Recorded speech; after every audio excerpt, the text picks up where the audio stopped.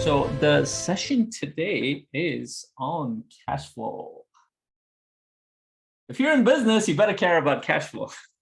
Whether those who are listening to the recording in the members area or the Facebook group. And this is something that hit me. One of the reasons why I want to talk about this, because over and over, I keep hearing this from real estate investors, especially multifamily real estate investors, where they're doing all these big projects. And just like Ben talked about, it like it took 3 months to get the permit. A lot of these projects, and that's an active one, some of them are passive, they're a lot of the things that they're focusing on is very long term in terms of cash flow. Like it's going to pay off 3 years down the road, really 5 years, some 7 years, 8 years, that really the payout comes out. And I think there might be a disconnect in the way we're thinking about setting up the business. And I learned this within the coaching world as well, because I work with coaching. Part of my business is actually training other coaches. And what I learned was in the coach's mind, it was a very similar process. They were working on a lot of the long-term things for cash flow. But when you actually went closer to home, like right now, when you're looking at literally their like what's coming into their bank account, that's either non-existent or very little. And I found a huge disconnect there, first of all, in the way that we think, because when you look at it, whether you're a real estate investor or a coach or whatever kind of business, it is a business because you're doing it on your own or you're building an organization around it. And one of the key principles of a business is sales. It's cash flow.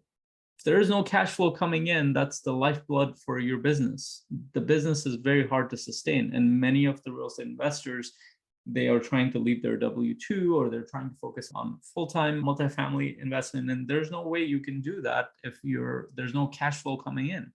And you're kind of waiting and waiting and waiting. And then you're juggling two different things: job, family, this, that, and the other, or multiple businesses sometimes. And it becomes too much to handle. And there are clients that I've worked with who don't get any sleep. Like they get 4 hours of sleep, 5 hours of sleep, and they're struggling to be present with their family. They're struggling to even focus on the projects to move them forward because there's too much happening at once. And one of the cures for that is to rethink our strategy for cash flow in business. How does that work? And then I just want to kind of break it down in a few areas, because real estate investors, they tend to look at it passive and active. But there's actually a different component. That's what I want to talk about. Before you go into active and passive, there's long-term.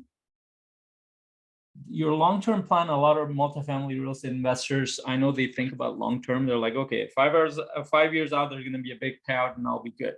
Or 7 years out, that's going to be good, or something like that. And in the interim, they're not getting much coming in. So they struggle to leave that W-2, or they struggle to juggle many things at once. And like, what the hell is going on?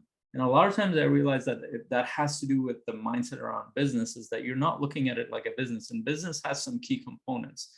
One, a business needs to have a vision, a long-term vision of what you're building. And I think real estate investors are fairly good, at least their life vision, they're better than the business vision. The business itself needs to have its own vision. I'm actually going to do a coaching session on that soon, where you need to come up with a vision for your business at least 3 years out and really think through a lot of the areas you might have not thought through. So that's your vision and long-term goal process for your business.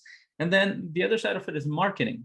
How are you marketing your business? And in the real estate world, the capital raising might be a part of that process. Whoever focuses on capital raising, they do a lot of the marketing, or even promoting one of the deals that through your emails and wherever you're doing.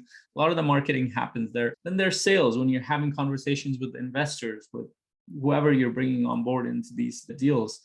And I'm just giving examples from here. It doesn't matter what kind of business you run. These things come into the picture. There's the vision, there's the marketing, there's the sales, and there's of course, there's the delivery part of it. Is how are you treating your investors? How are you treating your clients, tenants, and all that stuff?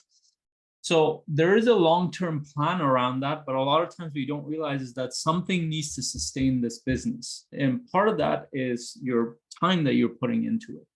So what's paying for your time? What's paying for your energy? What's paying for all the things that you're doing? And the mentality might be, oh, I'm going to get my big payoff in a few years. Here's the problem. Your relationships don't wait for that. Relationships grow. Your kids are growing up. Your spouse is growing in his own way. Your life is changing. There are a lot of challenges that come up.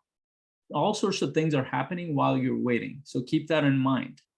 And so what does this mean? When you're thinking about your long-term strategy, also, you need to be thinking about the short-term strategy, the short-term planning, and that's going to be really important. So what's your plan short-term for you to have cash flow? And here's what I mean. So long-term, you're getting paid off in 3 years, 5 years, 7 years, whatever.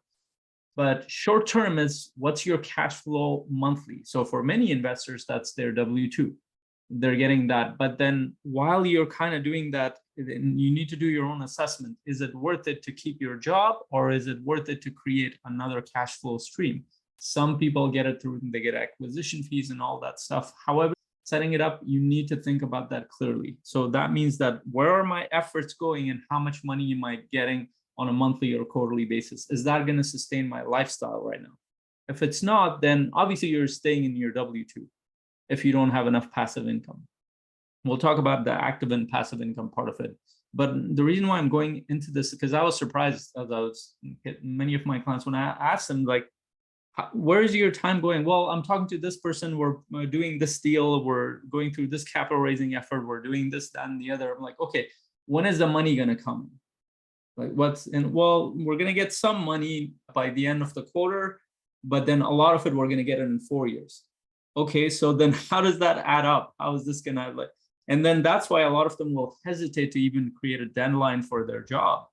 They want to move up, but they never do it. I've worked with syndicators. They've been in the business for 4 years. They still don't have a deadline for when to leave the job, even though you can tell that they've gotten to that point, but they haven't thought through what does this look like. They're too afraid because they don't have a consistent cash flow process.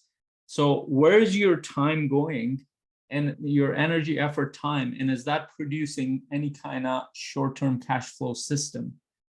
If that is your W-2 and you say to yourself that I'm going to maintain this for the next 5 years, then great. And you can manage your time accordingly.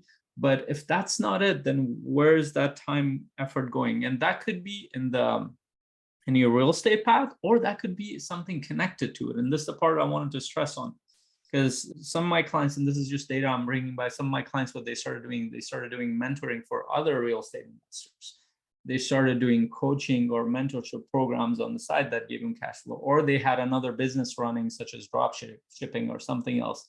They were creating other cash flow systems on the side, or they were working on multiple projects that were giving them consistent cash flow. But whatever it is for you, and you know your life better than me, what does that look like? So for example, for me, short term, I have consistent clients, and this is active.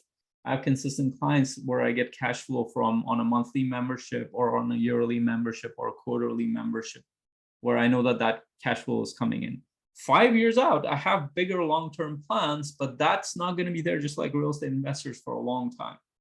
And this is where real estate investors, for the most part, they will focus on, okay, is it active or passive? Until you create the kind of passive cash flow system, then you will need to do it actively. So how are you involved in this business? How much of your time is going towards it? So the active needs to be built on until you can create the passive. Now, there are people who just passively invest. That's fine. I understand that. But I want investors to understand that there's actually active and passive cash flow in every business. It's not just in real estate investment.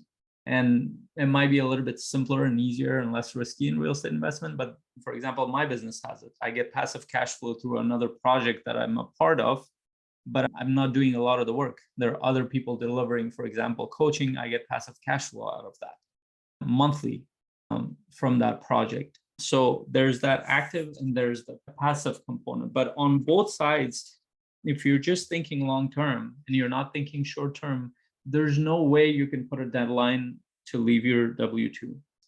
Or if that's not a problem, then you're just telling your family or friends, whoever you're connected to, just wait. It's going to pay off in about 7 years and there's nothing coming in, or it's not enough.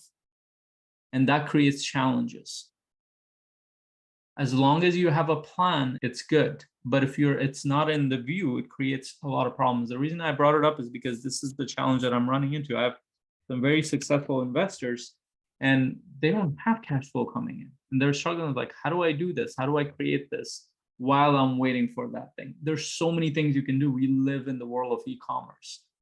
If it is your W-2, that's good. That's good if that's what you feel. But some people are incredibly miserable in W-2. They don't want to stay there. So what do you resort to? You could resort to mentorship. You could create a YouTube source of revenue. You could get, and it is another business to run or understand, but it might be something until you figure this out, it might help you.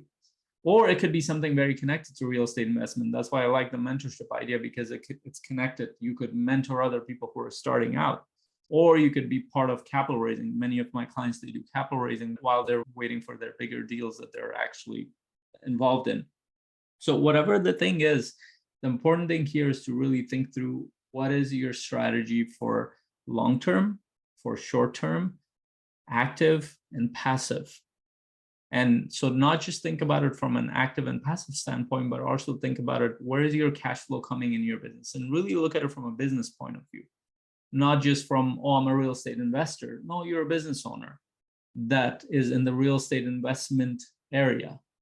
And at some point, you're going to create passive cash flow that you can use that to do whatever you want. And a lot of times I've talked to my clients in detail about this. It's good to have the passive income, but I'll always be working because I love doing this.